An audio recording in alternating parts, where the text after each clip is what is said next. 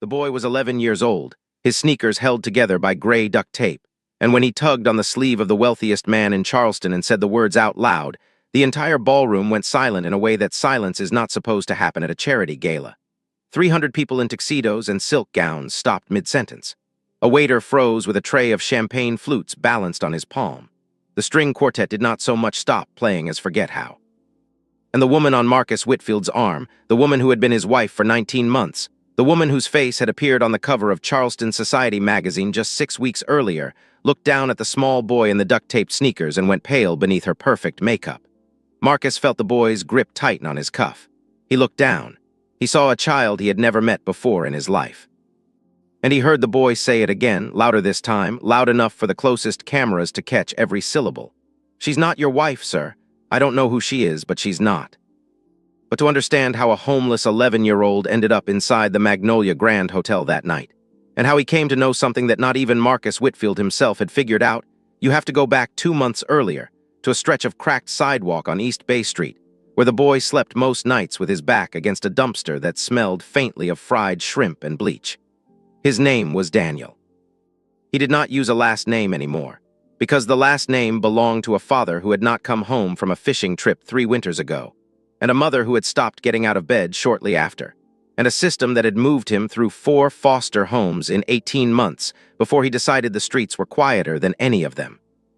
He was small for his age and quiet for any age, and he had learned the trick of becoming invisible in plain sight, which is a skill that street children develop faster than reading. He kept a notebook in the inside pocket of a too-large army jacket.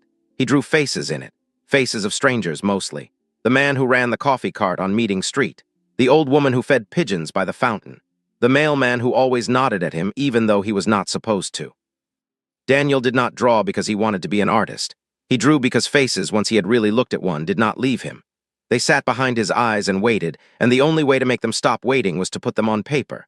That was how he first saw her, the real her, on a Tuesday afternoon in late September, sitting alone on a bench in White Point Garden, crying very quietly into a folded linen handkerchief.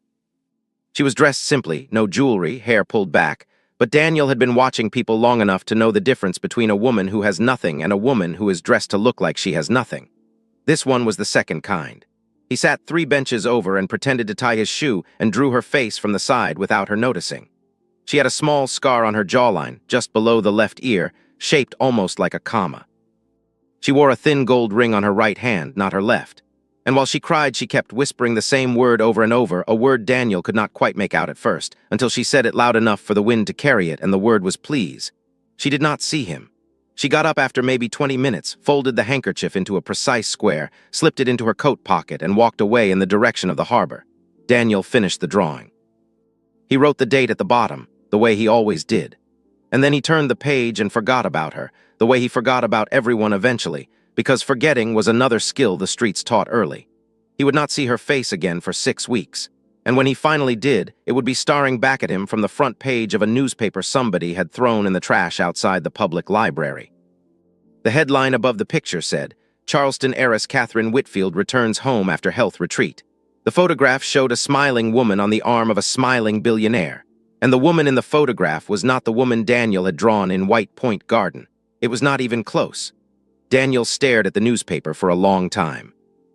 He had pulled it out of the trash because the front page was still dry, and he sometimes used newspaper to line the inside of his jacket on cold nights, and the November wind off the harbor had been sharpening itself against the city for 3 days now. But he did not fold the paper. He sat down on the library steps with it spread across his knees, and he looked at the woman in the photograph, and then he reached into his inside pocket and pulled out the notebook and turned to the page from White Point Garden, and he laid the 2 faces side by side in the gray afternoon light. The hair color was the same. The general shape of the face was the same. Even the small upturn at the corner of the mouth was, at a glance, a reasonable match. Whoever had been chosen carefully. But Daniel had drawn the real woman from less than 30 feet away on a clear afternoon, and he had drawn her the way he drew everyone, which meant he had drawn the things most people do not notice. The scar shaped like a comma below the left ear. The way her right eyebrow sat just slightly higher than her left, giving her face a permanent expression of gentle skepticism. The thin gold ring on the right hand. The small mole at the base of the throat, just above the collarbone, exactly where a necklace would rest. The woman in the newspaper photograph had none of these things. Her jawline was smooth and unmarked. Her eyebrows were perfectly even. She wore an enormous diamond on her left hand and nothing on her right, and the skin above her collarbone was clear as porcelain. Daniel was 11. He did not yet have a word like impostor in his working vocabulary. What he had was the certainty that comes from a particular kind of attention, the attention of a child who has learned that survival depends on noticing what adults are too busy to see. He understood, sitting on the cold stone steps of the Charleston County Public Library, that the woman walking around on the arm of Marcus Whitfield was a different person than the woman he had drawn weeping in the park. And he understood in the next breath that he had no idea what to do about it. He folded the newspaper carefully. He put it inside his jacket along with the notebook. He went looking for Miss Ruthie. Miss Ruthie ran a soup kitchen out of the basement of a Baptist church on Calhoun Street, and she was the closest thing Daniel had to a grandmother, which is to say she fed him 3 times a week and pretended not to notice when he stole an extra dinner roll for later. She was somewhere north of 70 and somewhere south of Unkillable. She had buried 2 husbands and 1 son, and she ran her kitchen the way a ship's captain runs a galley, with no patience for foolishness and a great deal of patience for the small private griefs of the people who came through her door. Daniel waited until the dinner rush had thinned out. He waited until Miss Ruthie sat down at the corner table with her own bowl of chicken and rice. Then he sat down across from her and slid the newspaper across the table and opened the notebook beside it and said, in his quiet, careful way, "Miss Ruthie, I think something bad is happening to a rich lady and I don't know who to tell." Miss Ruthie looked at the newspaper. Then she looked at the drawing. Then she put down her spoon. She did not say, "Daniel, honey, you're imagining things the way most adults would have." Miss Ruthie had spent 50 years watching people, and she knew the difference between a child making up a story and a child reporting something he had seen. She picked up the drawing and held it close to her face and then far away and then close again.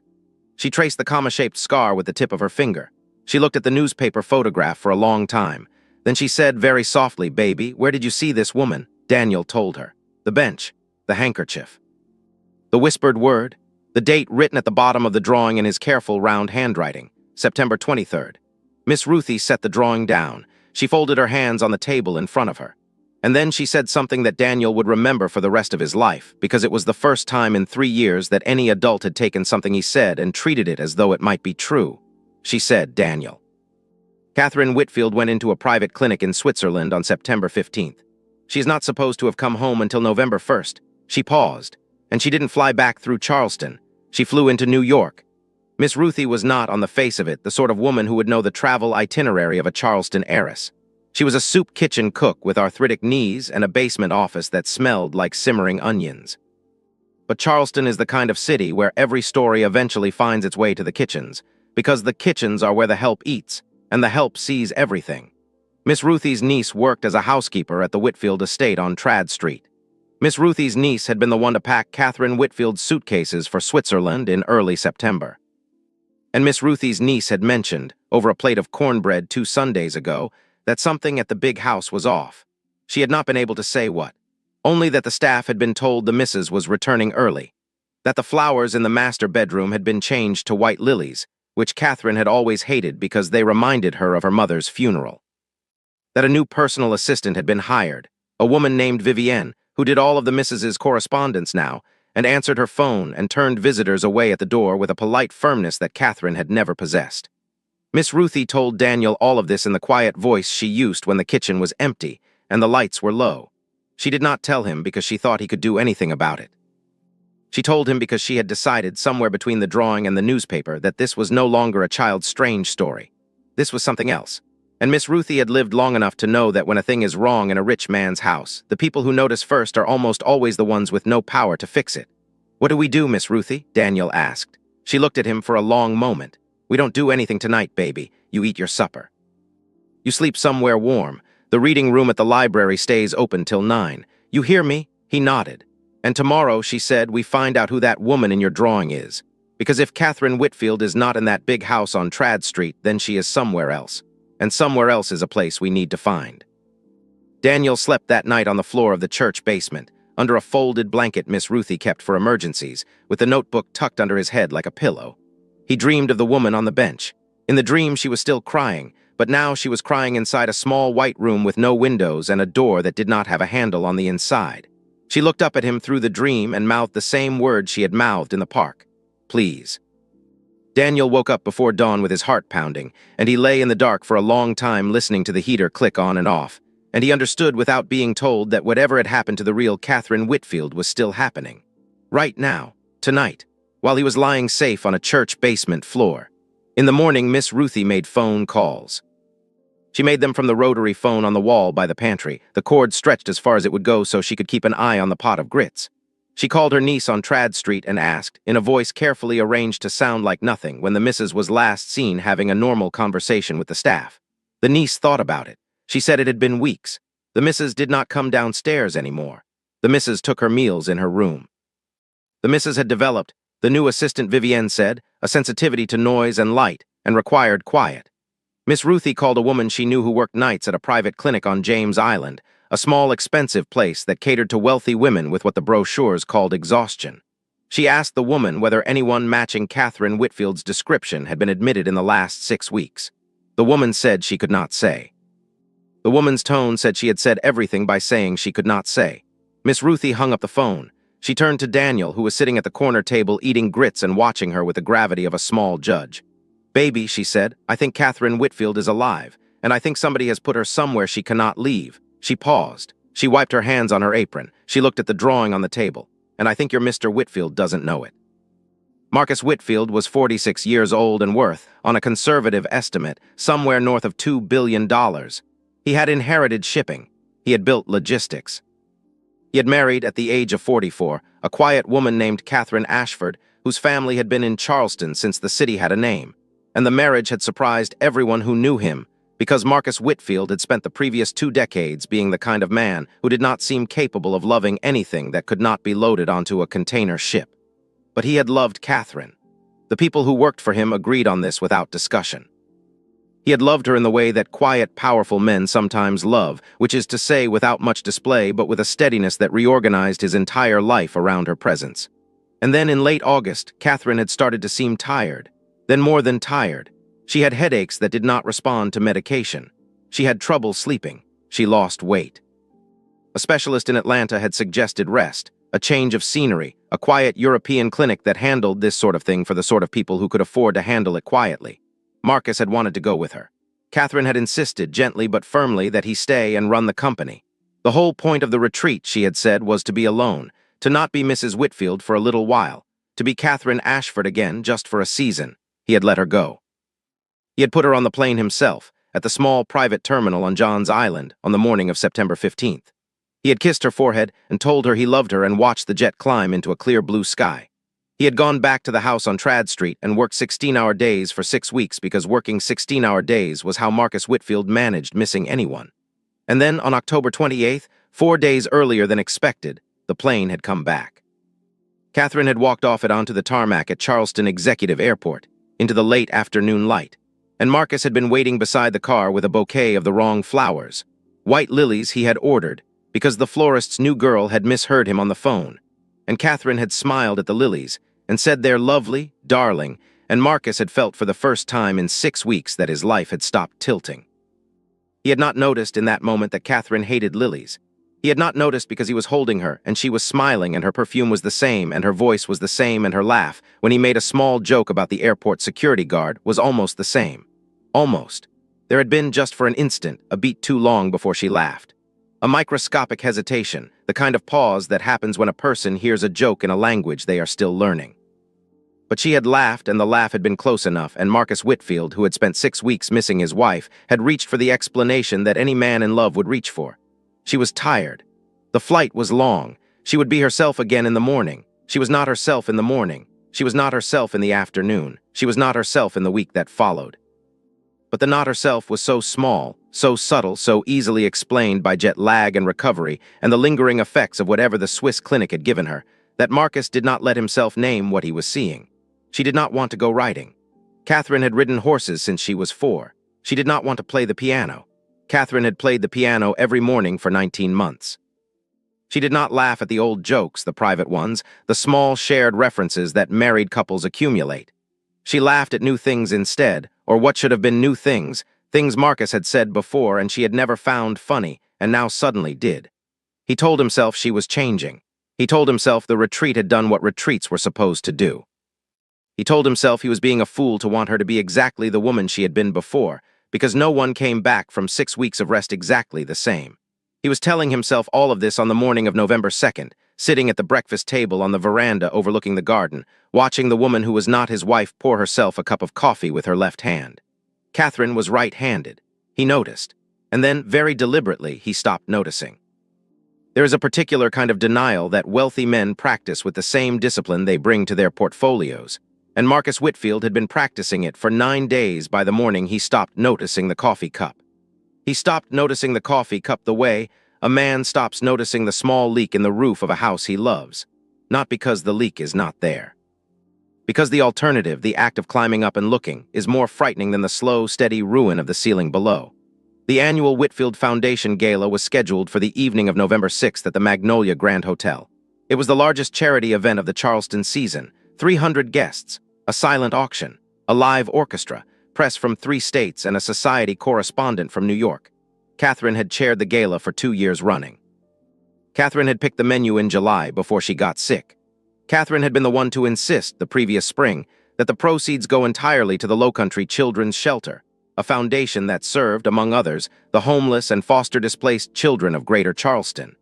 Catherine, the real Catherine, had visited the shelter once a month for the last 18 months and knew the children there by name. The woman pouring coffee with her left hand on the morning of November 2nd did not know any of the children by name. She did not know the menu. She did not know that the orchestra had been booked specifically because the first violinist had played at Catherine's grandmother's funeral. She knew none of these things. But she had a binder, a thick black binder that Vivienne, the new assistant, carried everywhere, and the binder contained everything the woman needed to know in order to be Catherine Whitfield in public for one evening.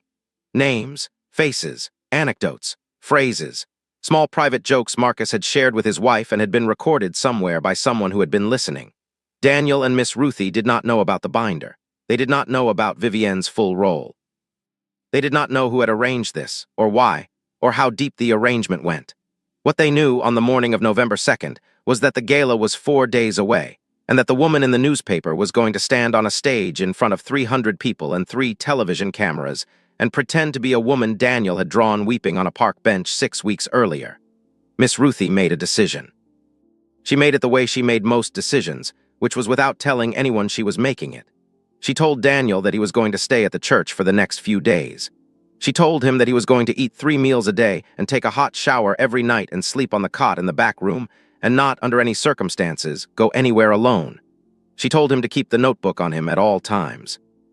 And then she went upstairs to the church office and made a phone call to a man named Wendell Pierce, who was not the actor, but who was an attorney who had once tried a case against the Whitfield Shipping Company in 1994 and lost, and who had spent the intervening 30 years quietly hatting Marcus Whitfield's father with the patient hatred of a man who has never forgotten the exact words of a deposition. Wendell Pierce was 81 years old. He still kept an office on Broad Street. He answered his own phone.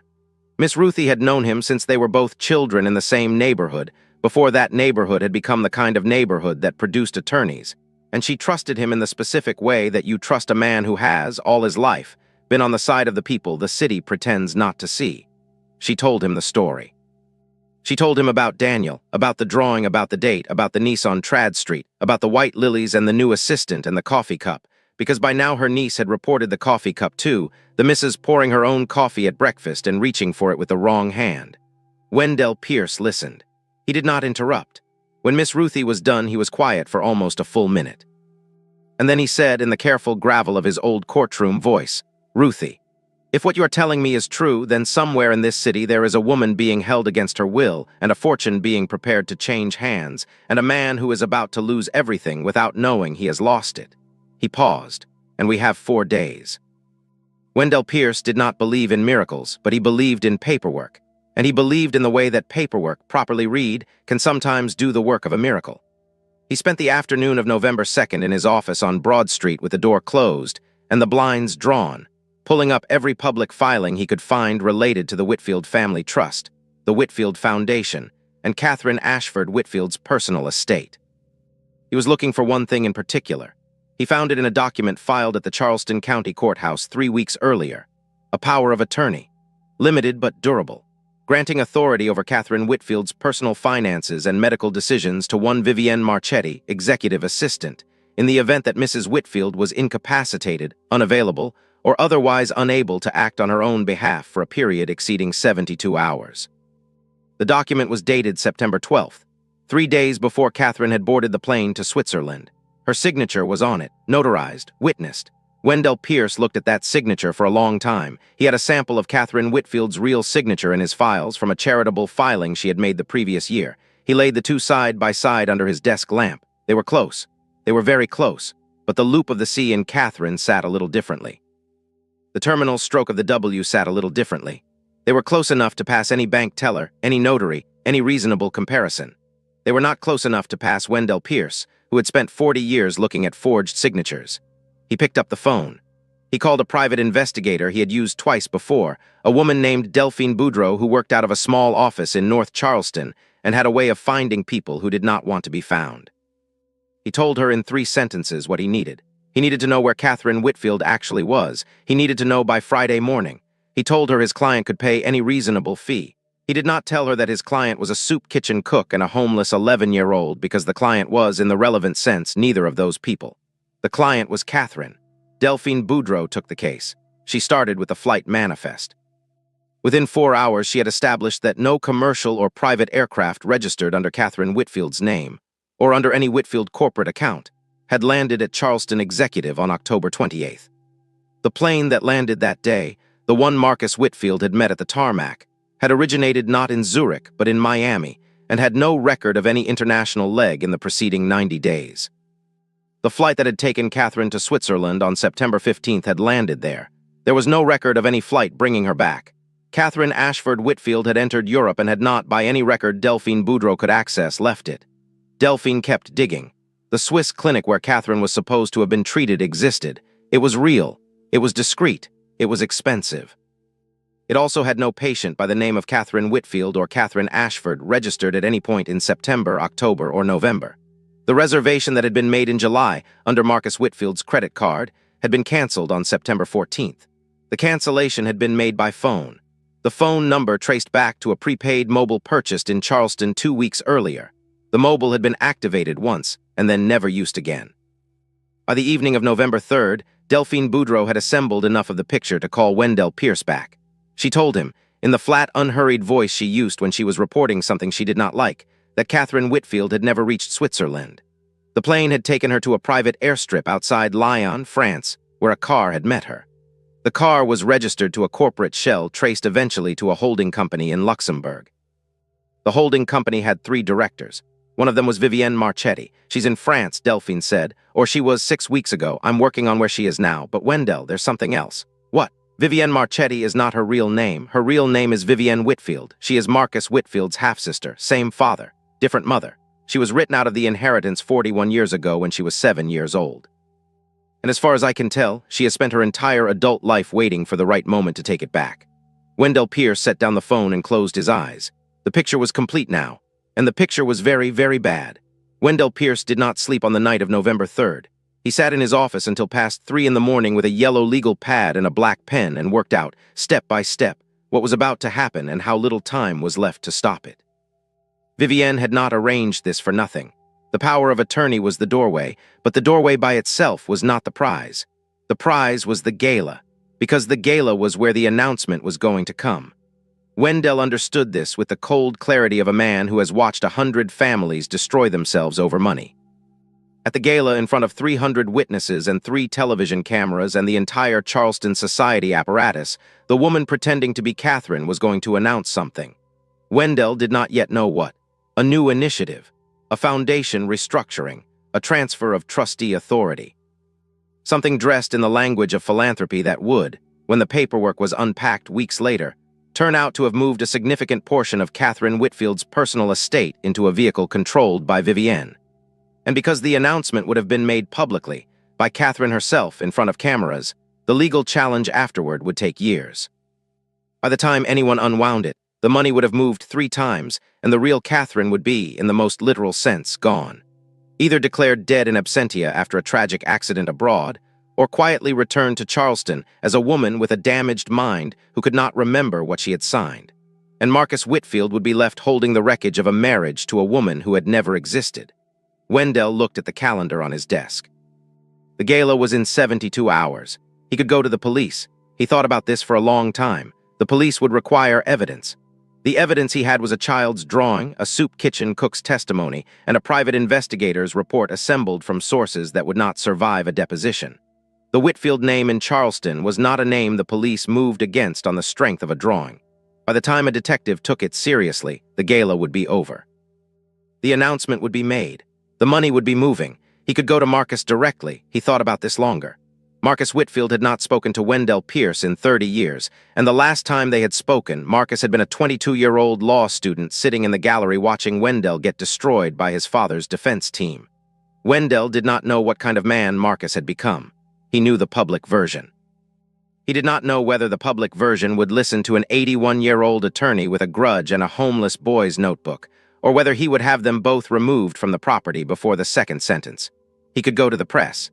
He dismissed this almost immediately. The press would want confirmation. The press would call the Whitfield estate. The Whitfield estate would deny it. Vivienne would know within an hour that someone was looking, and within 2 hours Catherine would be moved, and within 3 hours the trail would be cold for good. There was, Wendell decided sometime around 4 in the morning, only one move that would work. And the move depended on a child. He called Miss Ruthie at 6.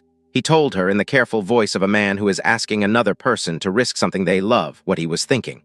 Miss Ruthie listened. When he was done, she was quiet for a long time. Then she said, "Wendell, he is 11 years old, I know. He has not had a safe room of his own since he was 8, I know, and you want to put him in a ballroom in front of 300 people and ask him to tell the truth out loud to the richest man in this city. Ruthie, I want to give him the choice." Miss Ruthie was quiet again. Then she said, "Come to the church. Talk to him yourself. If he says no, you walk away. You don't push him. You don't make him feel small.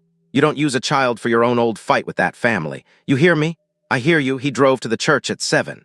Daniel was awake, sitting at the corner table eating eggs Miss Ruthie had made him, the notebook open beside his plate. Wendell sat down across from him. He did not waste words. He explained, in language a child could understand, what he believed was happening to the woman in the drawing. He explained what he believed was going to happen on Friday night. And then he asked Daniel a question. "Son, do you want to help her?" Daniel set down his fork. "Yes, sir. There were 2 days. There was a plan, and the plan was simple, which was the only reason Wendell Pierce believed it had any chance of working. Complicated plans failed because complicated plans had too many moving parts that depended on too many adults behaving rationally under pressure. Simple plans, especially simple plans built around a child telling the truth in a public place, sometimes succeeded for the same reason that they were almost impossible to prevent. You cannot stop a child from speaking if the child is already in the room. Getting Daniel into the room was the problem. The Magnolia Grand Hotel had 300 guests on the list and 12 private security personnel on the floor, and a guest list controlled by Vivienne Marchetti herself. There was no version of the evening in which an 11-year-old in duct-taped sneakers walked through the front door. So Wendell did not try the front door.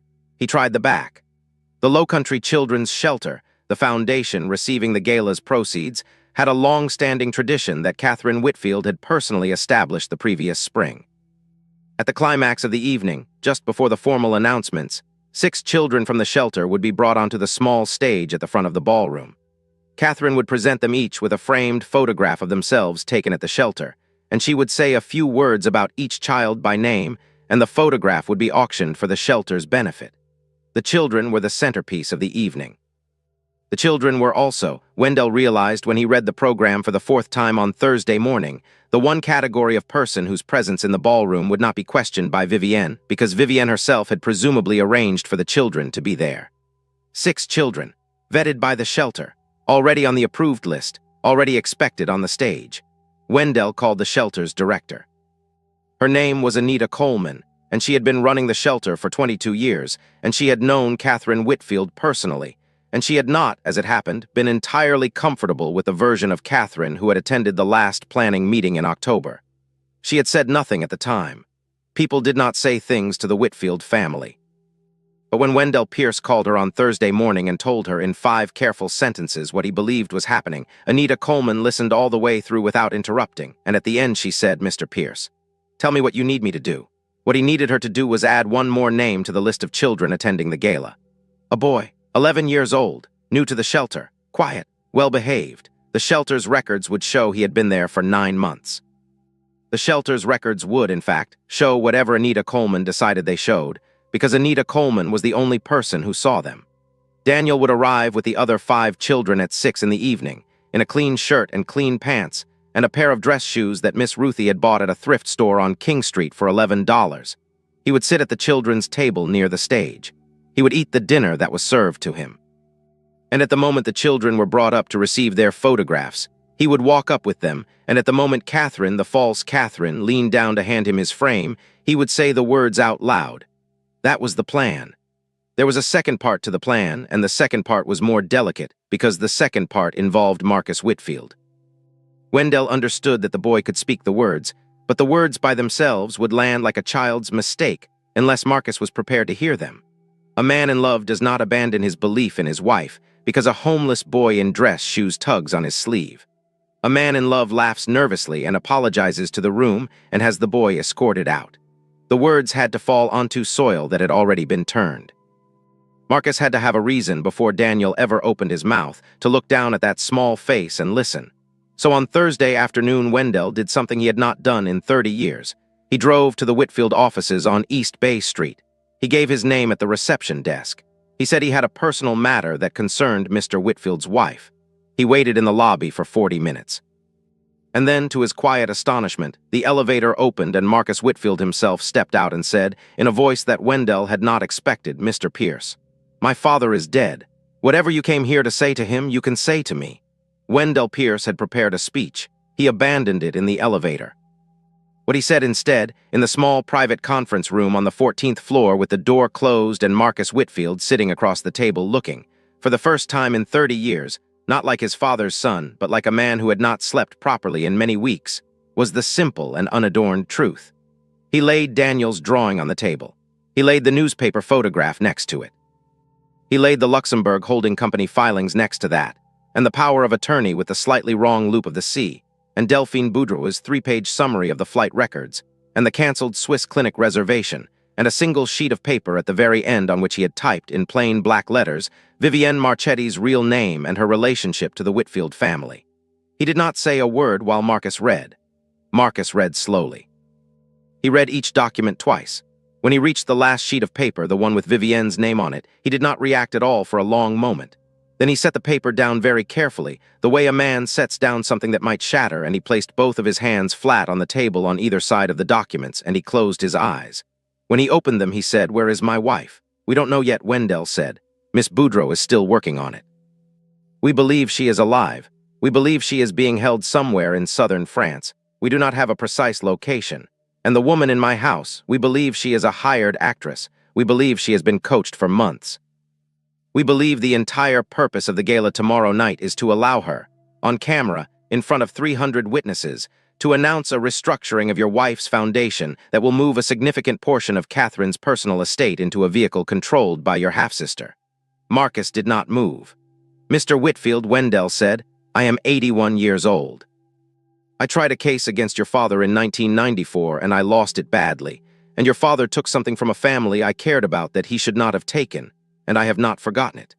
I want you to know that, because I do not want you to discover it later and think I came here for any reason other than the one I am about to tell you.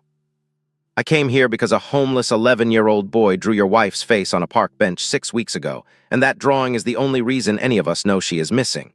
I came here because the boy is going to be at your gala tomorrow night, and he is going to tell you the truth in front of 300 people, and I needed you to be ready to hear it. I am not asking you to do anything. I am asking you to listen when the moment comes." Marcus Whitfield was quiet for a long time. He looked at the drawing again, the comma-shaped scar, the thin gold ring on the right hand, the mole at the base of the throat. He had kissed that mole. He had kissed it on his wedding night and 1,000 mornings since, and he had not kissed it in 9 days because the woman in his bed did not have it, and he had told himself every one of those 9 days that he was imagining things. He picked up the drawing. He held it for a long moment. And then he said very quietly, the coffee cup. "Sir, she pours coffee with her left hand. Catherine is right-handed." He set the drawing down. He looked up at Wendell Pierce. And the man Wendell saw across the table was no longer a billionaire and no longer the son of his old enemy and no longer the figure on the cover of the business magazines. The man across the table was a husband who had been lied to and who was, in that moment, deciding what kind of husband he was going to be about it. "Mr. Pierce," Marcus said, Tomorrow night I will be standing on that stage with her. I will give no indication that anything is wrong.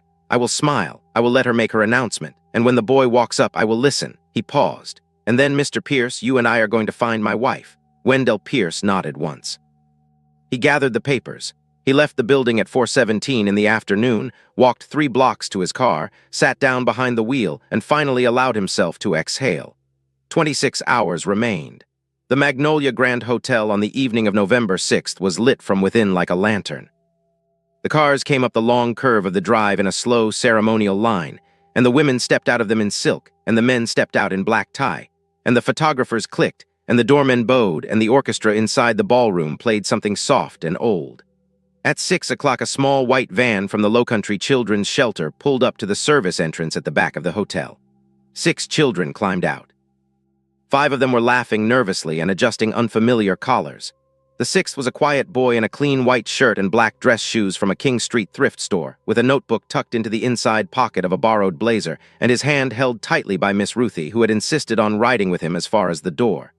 She knelt down in the service corridor before she let him go. She straightened his collar. She did not cry. She said, "Baby, you remember who you are." He nodded. She kissed the top of his head. And then Anita Coleman took his hand and walked him into the ballroom along with the other 5 children, and Miss Ruthie stood in the service corridor and watched the door close. And she said a small prayer for a boy who was about to do something braver than anyone in that room would ever know to thank him for. Marcus Whitfield stood on the stage at 9:12 in the evening with the woman who was not his wife on his arm. He smiled. He thanked the donors. He spoke briefly about Catherine's love for the shelter. He did not look at Wendell Pierce, who was standing near the back wall. He did not look at the children's table near the front. He kept his face arranged the way he had kept it arranged for 9 days, and only a man who knew him very well would have seen what it cost him. The false Catherine spoke next. She spoke for 4 minutes. She was good. She was very good. She had Catherine's cadence, Catherine's small, self-deprecating laugh, Catherine's habit of touching the pearl at her throat when she paused. She announced at the end of her remarks a new initiative, a restructuring of the foundation, a transition of certain trustee responsibilities effective immediately to a new executive director who had been selected for her vision and her commitment. She named Vivienne Marchetti. The room applauded politely. Vivienne, seated at table 1, inclined her head with practiced grace. And then the children came up. They came up in a line. Anita Coleman led them. The false Catherine smiled and bent down to the first child, a girl of 9, and handed her a framed photograph and said a sentence about her, and the room awed and the cameras clicked. She did the same for the second child, and the third, and the fourth, and the fifth. And then the 6th child stepped forward, and the woman who was not Catherine Whitfield reached for the photograph that had been prepared for him, and she looked at the small boy in front of her, and the boy looked up at her, and the boy did not take the photograph. The boy reached past her instead. He reached past her and he tugged, very gently, on the sleeve of the man standing beside her. The ballroom did not understand yet. The ballroom was still applauding. The boy looked up at Marcus Whitfield and he said it. "She's not your wife, sir. I don't know who she is, but she's not." And the silence that followed was the silence we began with. The waiter with the champagne. The string quartet that forgot how to play. 300 people who did not yet understand what they had just heard, but who understood with the animal certainty of a crowd that something had just happened that could not be unsaid. Marcus Whitfield looked down at the boy. He looked at the woman beside him. He looked back at the boy. And then he did the thing Wendell Pierce had asked him to do. He listened. He took the small piece of paper Daniel held up to him, the page from the notebook with the drawing of a woman weeping on a bench in White Point Garden on the afternoon of September 23rd. He looked at the comma-shaped scar. He looked at the mole above the collarbone. He looked at the thin gold ring on the right hand. He turned to the woman beside him, and in the quietest voice the ballroom had ever heard, he said, "Where is my wife?" She did not answer, but Vivienne Marchetti at table 1 stood up. Catherine Whitfield was found 11 days later in a private residence outside Aix-en-Provence. She was thin. She was tired. She was alive. She came home on the 18th of November, and Marcus met the plane on the tarmac at Charleston Executive with no flowers at all, because he had finally remembered that she had never wanted flowers, only him. Daniel did not go back to the street. Miss Ruthie did not allow it, and as it turned out, neither did Catherine. But that part of the story is for another night. If this story moved you, if you believed in the small boy with the notebook and the old attorney with the grudge and the woman who came home, then take a moment right now to like this video and subscribe to the channel, because stories like this one only reach the people who need them when you share them. Leave a comment below and tell us the country you are watching from, because we read every single one, and we want to know who is out there listening. Until next time, keep your eyes open. The truth is almost always being told by the people the rest of the world has stopped looking at.